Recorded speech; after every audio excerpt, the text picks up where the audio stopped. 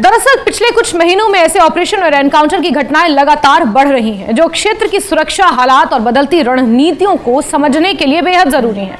गुदर में आज फिर मुठभेड़ शुरू होने से पहले सेना, सीआरपीएफ और राज्य पुलिस की संयुक्त टीम को आतंकियों के छिपे होने की पक्की सूचना मिली थी, यानी कि इसका एक इंटेल था। बड़ी सफलता यहां पर मिल चुकी है। एनकाउंटर अभी भी जारी है, लेकिन एक आतंकवादी के ढेर होने की खबर है। इस जानकारी पर तेज प्रतिक्रिया देते हुए पूरे इलाके को घेर लिया गया और इस दौरान जब सर्च ऑपरेशन आगे बढ़ा तो 2 से 3 आतंकी घिरे और उन्होंने गोलियां चलानी शुरू कर दी, यानी कि गोलियों का जो तबादला था वो दोनों तरफ से हुआ। पहले राउंड में ही सेना के एक जेसीओ और एक जवान जख्मी हुए हैं, लेकिन ऑपरेशन जोरों शोरों से जारी रहा और उसका नतीजा यह हुआ कि एक आतंकवादी धराशायी हुआ है। यह घटना कोई अपवाद नहीं है। अगर हाल ही के महीनों में घाटी के हालातों को देखें तो उधमपुर, किश्तवाड़, पुलवामा, शोपियां और पहलगाम जैसे शांत माने जाने वाले इलाकों में एक के बाद एक मुठभेड़ हुई है। हालांकि कुछ समय पहले अगर हम 1990 की बात करें, जब पीक इंसर्जेंसी पीरियड था, तो उस वक्त दक्षिण कश्मीर का यह पूरा इलाका हॉट बेड ऑफ मिलिटेंसी माना जाता था। लेकिन कुछ समय से यहां पर शांति थी और उसके बाद एक शोपियां और पहलगाम आतंकी हमले के बाद उधमपुर, किश्तवाड़, पुलवामा, ये जो पूरी बेल्ट है, यहां पर मुठभेड़ की लगातार घटनाएं सामने आ रही हैं। 26 जून 2025 को उधमपुर में हुई मुठभेड़ खास इसलिए थी क्योंकि यहां पिछले कई सालों तक पूरी शांति बनी रही थी। ऑपरेशन बिहाली के तहत 2 आतंकियों को ढेर किया गया। इससे पहले 22 मई 2025 को किश्तवाड़ के सिंहपुरा इलाके में भी सुरक्षा बलों ने सफलतापूर्वक ऑपरेशन चलाया। ये चुनाव घाटी क्षेत्र है जो लंबे समय से आतंक की घटनाओं से दूर था, लेकिन इस बार वहां भी साजिश रची गई। इसी तरह 16 मई को पुलवामा और शोपियां जैसे संवेदनशील जिलों में दोहरे ऑपरेशन हुए, जिसमें सेना ने कुल 6 आतंकवादियों को मार गिराया। सुरक्षा एजेंसियों का मानना है कि आतंकी अमरनाथ यात्रा को निशाना बनाने की योजना बना रहे थे। 28 जुलाई 2025 को पहलगाम के पास ऑपरेशन महादेव चला और एक नामी आतंकी सुलेमान को यहां पर मारा गया, जो धार्मिक स्थल में छिपा हुआ था। वही ऑपरेशन महादेव जिसका जिक्र संसद में मॉनसून सत्र के दौरान भी जोरों शोरों से हुआ। इन्हीं सब घटनाओं का विश्लेषण करें तो साफ दिखता है कि आतंकी संगठनों की रणनीति बदल रही है। सीमा पार आतंकवाद से घुसपैठ की साजिशें तेज हो गई हैं। पाकिस्तान की सरकार और वहां तैनात आतंकी समूह घाटी में फिर से हिंसा और अशांति फैलाने की कोशिश कर रहे हैं। स्थानीय युवाओं का आतंकवाद से मोहभंग होना काफी अहम बदलाव है, जिससे आतंकी संगठनों में बौखलाहट बढ़ी है।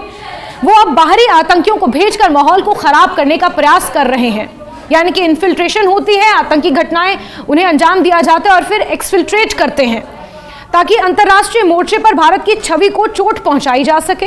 खासतौर पर अमरनाथ यात्रा और स्वतंत्रता दिवस जैसे प्रमुख आयोजनों के आसपास आतंकी हमले या माहौल को बिगाड़ने की कोशिश की जाती है। लेकिन इन्हीं घटनाओं के कॉन्ट्रास्ट में सुरक्षा बलों की रणनीति में भी एक बड़ा व्यापक बदलाव आया है। पहले की तरह अब ऑपरेशन केवल रक्षात्मक नहीं बल्कि ज्यादा आक्रामक, योजनाबद्ध और तुरंत कार्रवाई वाले हो गए हैं।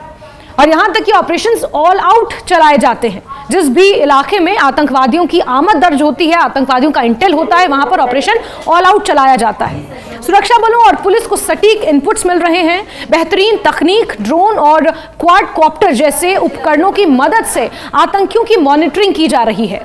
पूरे इलाके में निगरानी व्यवस्था इतनी मजबूत है कि आतंकियों को आसानी से छिपना मुश्किल हो रहा है। ऑपरेशन में स्थानीय एजेंसियों के साथ साथ सहयोग भी बढ़ा है और जिससे कार्रवाई पूरी तरह से तालमेल में और तेज गति से होती है। इन बड़ी बड़ी कार्रवाइयों के बावजूद चुनौती खत्म नहीं हुई है। आतंकवादी संगठनों के बहाव, उनकी फंडिंग और सीमा पार समर्थन लगातार हो रहे हैं। पाकिस्तानी एजेंसियों से मिली जानकारी और साजिशें लगातार भारतीय एजेंसियों के लिए मुश्किलें पैदा कर रही हैं, इससे इनकार नहीं किया जा सकता। स्थानीय स्तर पर युवाओं को उकसाने की कोशिशें भी जारी हैं, लेकिन सख्त मॉनिटरिंग के चलते ऐसे लोग बेनकाब हो रहे हैं। कुलगाम जैसे इलाकों में ऑपरेशन सामान्य तौर पर कई दिनों तक चलता है। सुरक्षा बल जंगलों और पहाड़ियों तक जाकर आतंकवादियों को खोजते हैं, स्थानीय नागरिकों को सुरक्षित स्थानों पर ले जाते हैं और पूरे इलाके की कड़ी निगरानी रखते हैं। ऑपरेशन के दौरान नागरिकों की सुरक्षा, इलाके का कंट्रोल और सूचना व्यवस्था पर विशेष ध्यान भी दिया जाता है।